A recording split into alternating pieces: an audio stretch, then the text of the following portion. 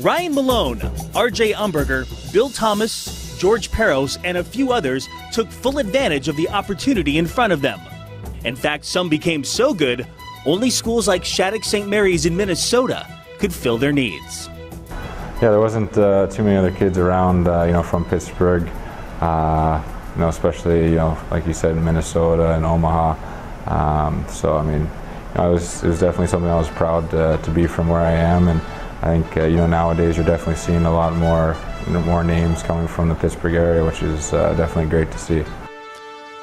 The move worked for Malone, who became the first Pittsburgh-born player to reach the NHL in 2003 and was followed by another in Umberger in 2005. That list continues to grow with other Pittsburghers who have worked their way through the ranks to follow the same path. Travis Jake could be the next local product to reach hockey's ultimate level, but instead of Minnesota, the sophomore chose Northwood School in Lake Placid, New York, where Dee Rizzo and others ventured before him. We've had Mike Richter, who went there, Chris Terry, and Tony Granato, a couple other NHL guys. So it's a good history of high-level skill and developing. And you wouldn't mind adding to that list someday? Huh? Hopefully. Notre Dame's Christian Hansen chose to spend most of his prep career at Peters Township High School, though he also laced him up for the Pittsburgh Hornets. That amateur program, along with others like the Junior Penguins, Phantoms, and for a short while the Forge, have combined to produce a growing number of skilled hockey players for over 2 decades. Pittsburgh continued to have programs such as the Pittsburgh Hornets that allowed him to get to that next level and have good coaching, which was very important, and be able to play with competitive players as well as play against competitive teams. So that was a great testimony to where Pittsburgh's hockey has gone. Hansen is not the only local player to reach the Division I level. In fact, schools with a rich tradition in hockey have recruited some of Pittsburgh's finest. But now those same players can stay closer to home. You're getting high-end players coming out of Pittsburgh, and that's one of the things that we want to get, is we want to get the best Pittsburgh kids to stay at home and play Division I hockey. And we're not going to just take a Pittsburgh kid to take a Pittsburgh kid. We want them to come in and be successful. The average kid gets hope.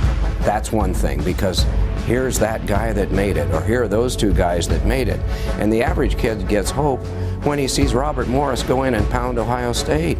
I mean, he gets hope from seeing success in his area, right around his corner.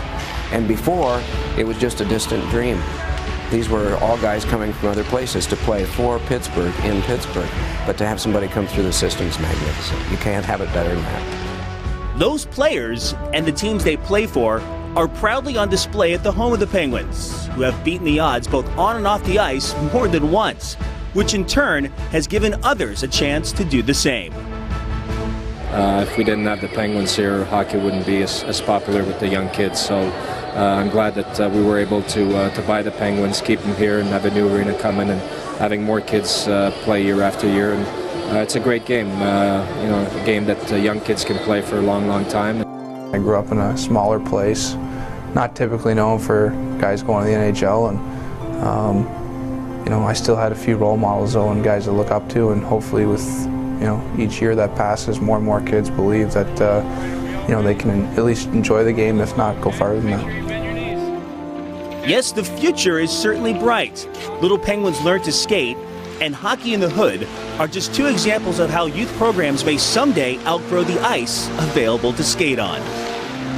There's still plenty of room for growth, and we're still very bullish on promoting that growth in youth hockey, and we'll tackle the saturation point in ice time when it comes. But right now we still have a lot that we can do and a lot that we want to do.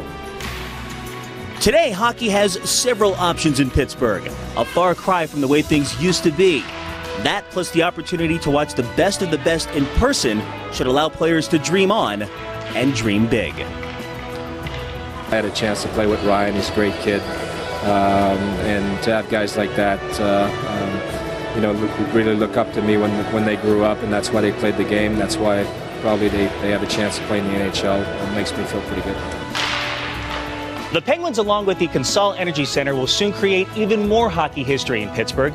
Of course, it'll be some time until we hear an NHL player say that they watched Sidney Crosby as a kid growing up in Pittsburgh, and that's why they decided to play hockey. That's okay. It's just one reason why the city has become a hockey town. And it's not the only one.